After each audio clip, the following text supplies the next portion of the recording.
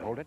And fellow freedom fighters, you are gathered here today in probably the most workers in Albany who were battling for the right to live, who were protesting discrimination in employment by a man who happened to be a judge, have been indicted by a federal grand jury for putting undue pressure upon a judge merely because they stimulated a boycott.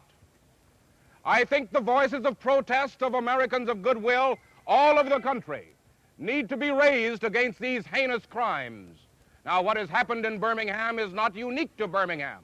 It's happening all over the South. Beautiful here, isn't it? No cops beating on you? It's very nice, right? History department at the University Freedom Rides, I believe, to Jackson, Mississippi, was arrested down there. Most of you know Professor Sellers, and I believe that's enough of an introduction for him.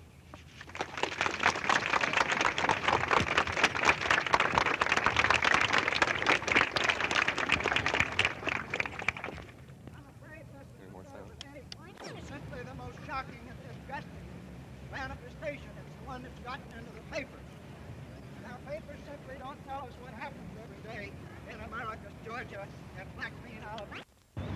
And 15 words to our president telling him how to feel and what to.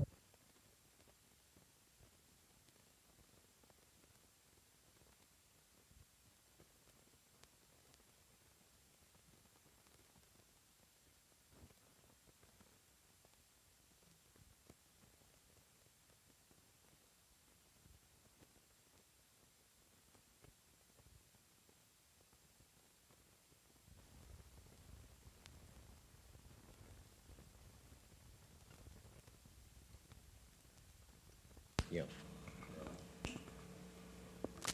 Reverend Boswell, the program at this rally tomorrow will begin at 1:30. I understand the demonstration is to start at 12 o'clock noon. What form will this demonstration take prior to the actual beginning of the program? Any idea how many people will be there? Is there any way of telling?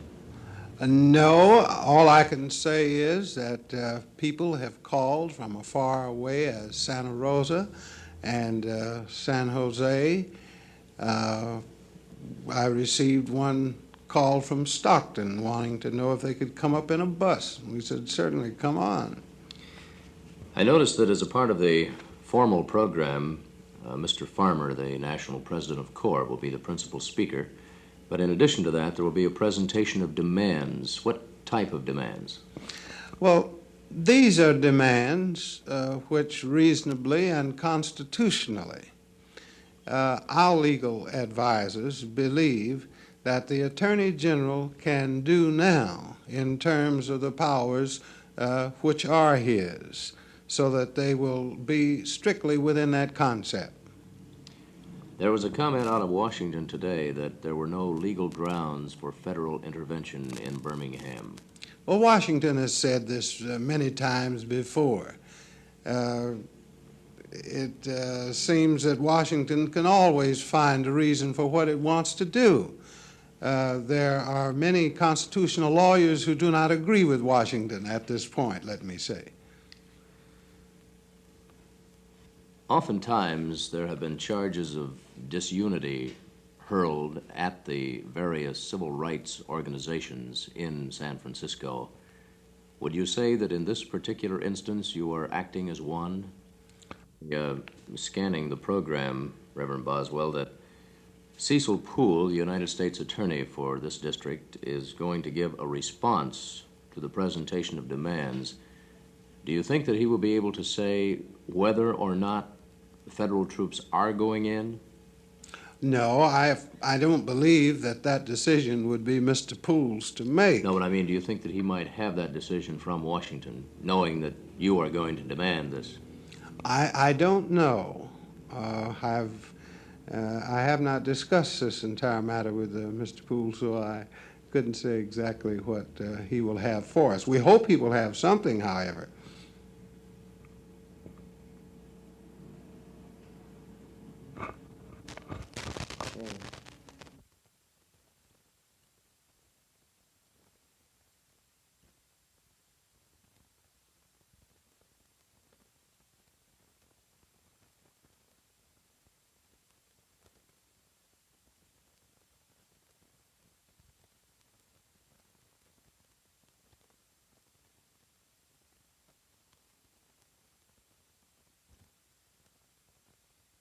The man who will undoubtedly head up the domestic Peace Corps if and when it becomes an actuality.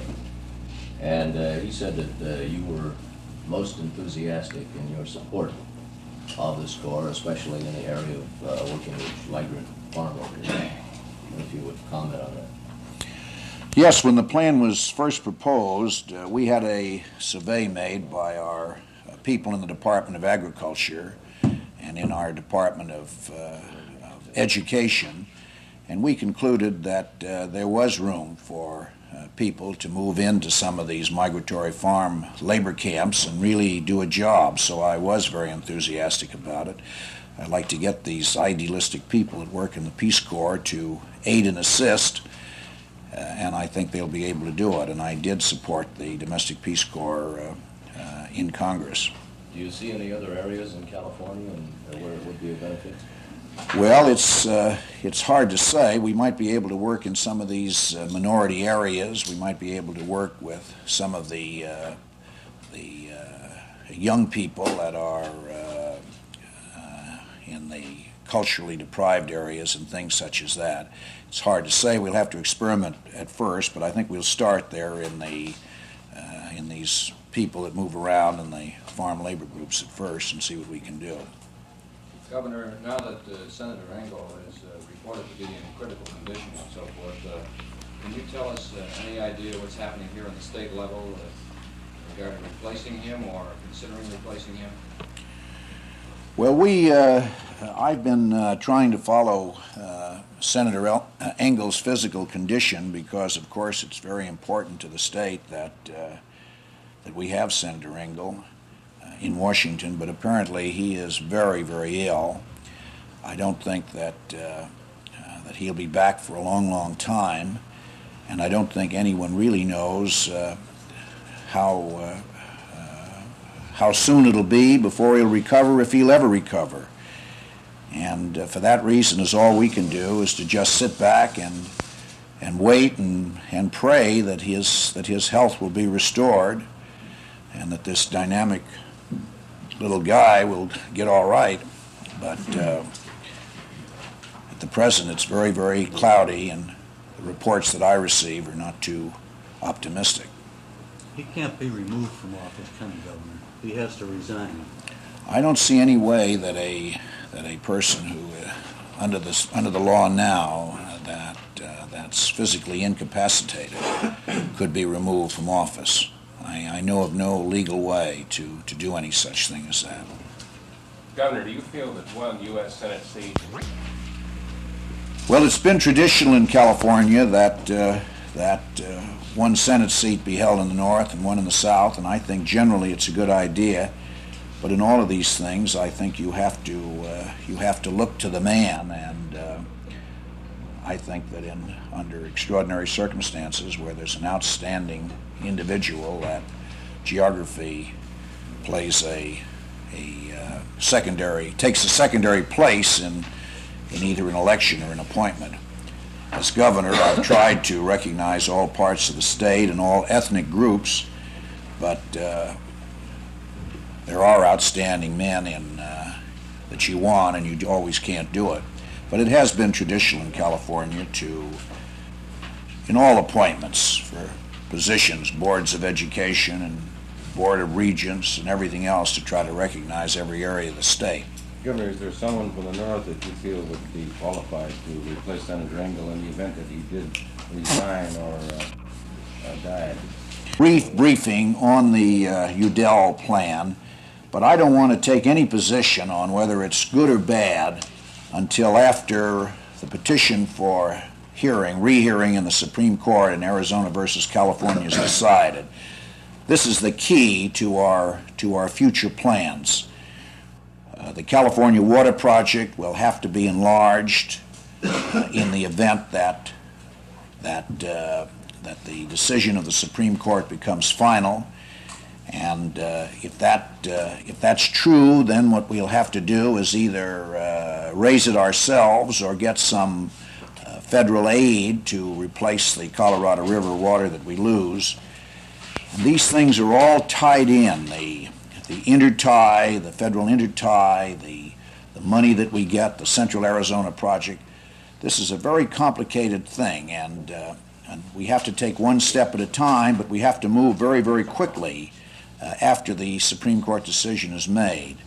And I have not had a chance to review this. Now, Senator George Miller has asked for a meeting with me, but I would prefer to postpone the meeting until after the decision is made. I'm hoping that the court will grant a rehearing and take another look at California's position. If they do that, that changes the entire picture. And Attorney General Stanley Moss told me yesterday that we have a good chance of getting some modification of that decision. No, I do not. I think that Senator Goldwater certainly has an enthusiastic group of people behind him, but I can remember the tremendous crowds we had at the Stevenson rallies when Adlai Stevenson was running against President Eisenhower, and crowds can be very, very deceiving. They can fool you very, very much. They, to some extent, fooled me in my prediction with respect to President Kennedy in his carrying California. So I would just advise anyone who pays any attention to the size of crowds in determining the result of an election to look again at other factors and maybe take a look at the polls and then take a look at the condition of the country. Governor Goldwater is really a candidate for president? I don't think there's any question about it. I think that Senator Goldwater is a candidate, and I think he's a very sincere but misguided man. Governor, Senator. Well, I don't think because 3 or 4 or 5 people out of 100,000 employees get into trouble that should bring about any changes. But I do think that in civil service, like any other employment agency of any kind, that we have to constantly examine and re-examine. And I do think that there must be some changes in the method of operating the Department of Motor Vehicles. And Bob Bradford, the transportation agency director, has made some very substantial suggestions that I intend to put into effect. But I say that the Department of Motor Vehicles generally and specifically are composed of a top-flight group of men and women, and I'm very, very proud of the record. I'm sorry that 4 or 5 have failed in their trust. Do you have full trust and confidence in Tom Bright? Yes, I have. I think that Tom Bright has been a good civil servant all the days of his service to the state of California. And there's been nothing in these investigations that have touched him in the slightest degree. It's obvious that some of his subordinates have not done their full job in disclosing a true situation, but